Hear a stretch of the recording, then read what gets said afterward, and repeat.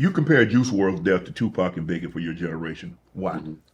Because all of the lives that he influenced while he was here. You feel what I'm saying? Like, he was somebody that, he was like a real global superstar mogul for like the kids that were like misunderstood and the lost and the hopeless and stuff like that. Like, you feel what I'm saying? He gave people like reason to want to live. Like, people who contemplated suicide and stuff like that. Those were the people that his music touched. And when his life was cut so short, it devastated so many people. You feel what I'm saying? It devastated a generation of kids. You feel what I'm saying? The same way Big and Tupac devastated a generation of people. You know what I'm saying? Like, I wasn't trying to like, and people kind of like took that the wrong way. Yeah. I wasn't trying to say like he was as big as Biggie and Tupac. Like, you feel what I'm saying? Right. Like, he done as much as Big and Tupac. Right. I'm talking about the effect that it had on a whole generation of people, where it's like his music will forever live on. And when people die, like posthumous music, it always like go up, it become big. But like his is 10 years, 20 years, 30 years from now, like it's still gonna be here. You feel what I'm saying? That's what I meant by that. Like, because the people who loved him so much, if they was 10 years old or whatever, when they turn 40 years old, those songs gonna still touch them the exact same way that it did, because they gonna remember his legacy. Like, that's what I meant by that.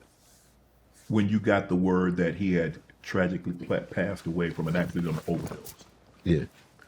I was in LA at the time. And I think my girl called me. My girl called me first and told me. And I got mad at her. I'm like, man, what the you talking about? She like, Juice WRLD just passed away. I'm like, man, you tripping.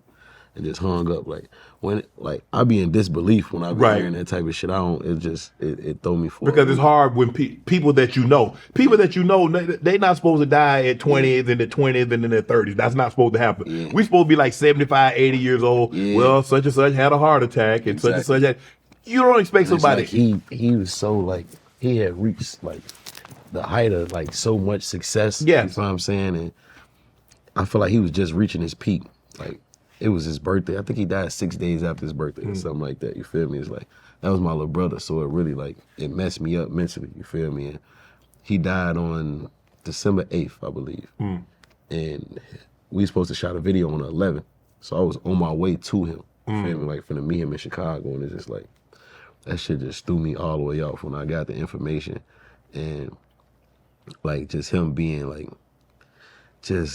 he was just like a good ass kid, bro. Like, for real. Like, even the way he died, like, you rich as Juice. Like, you rich as a.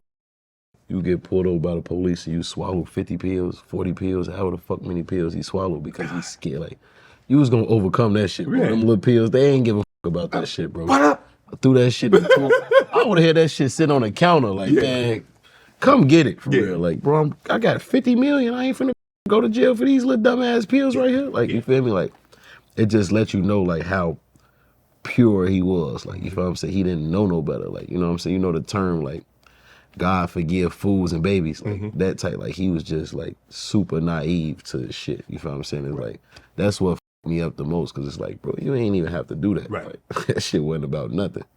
But You told a story a few times about how you had a substance abuse problem. You mentioned, I think, earlier in the interview that you was 15, you started taking pills. You started, smoking weed. Obviously, you talked about how you graduated to lean. And so you went to twice. yeah. How difficult is it to come to the realization, I got a damn problem, man? Yeah. When it become like part of your lifestyle, for real. Like, So you couldn't function without it. I couldn't function without it. Like, I had to drink lean every day. I had to pop pills. I had to do this shit to eat food. To like, I say a lot of times, like, I used to really be in rooms and I wasn't there because mentally my brain is somewhere else.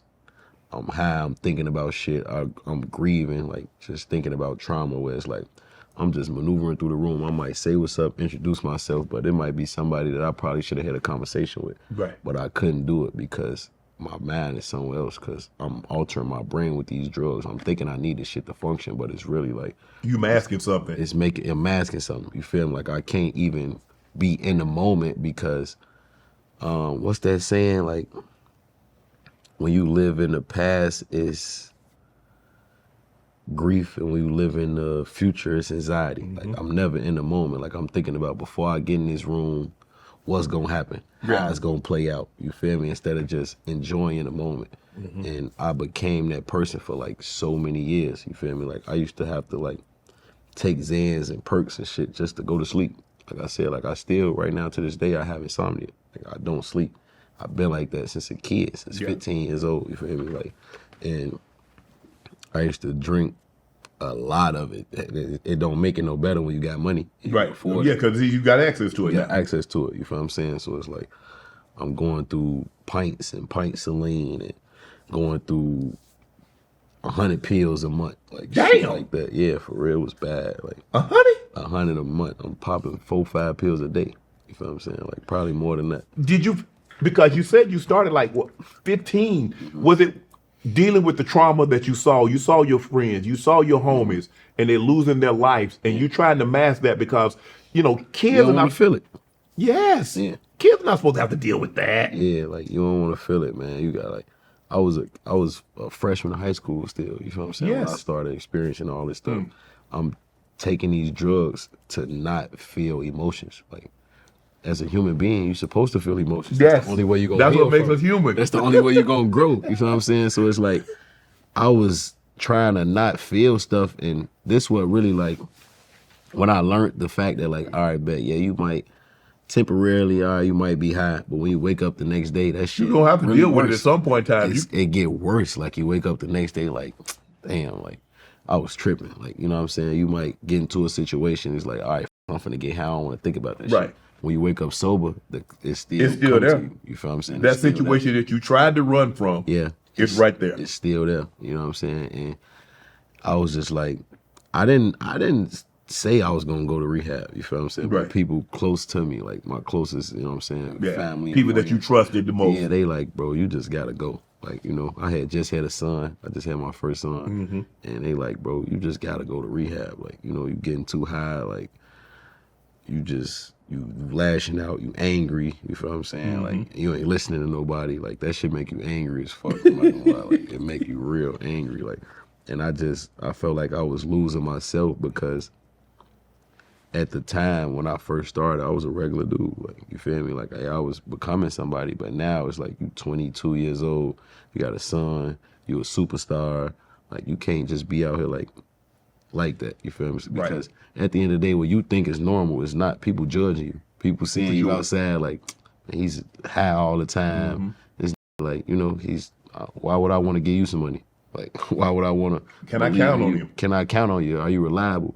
And I was just like, all right, I'm gonna try it. I'm gonna do it. And I went. I got sober. It was good. And probably like a year and a half later, one of my closest friends died, and I went right back. I just started back getting high. Like that was like my escape, the thing you run to. You feel what I'm saying? It's like, damn, man, I'm stressed out. I don't want to be around this bitch sad, crying. I'm finna just get high so I don't feel it. And I started back getting high for about probably another year and a half.